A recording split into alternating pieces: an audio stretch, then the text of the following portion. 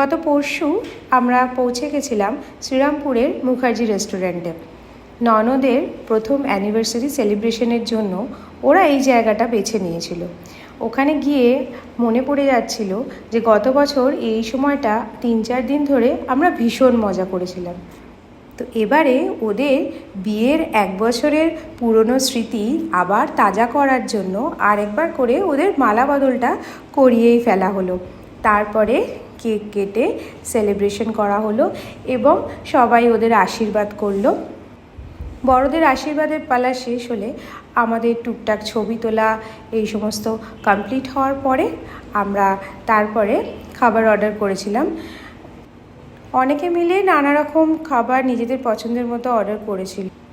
সব খাবার আমি টেস্ট করে দেখিনি, তবে রেশমি কাবাব, বিরিয়ানি, ফিশ ফ্রাই প্রত্যেকটাই ভীষণ ভীষণ সুন্দর ছিল।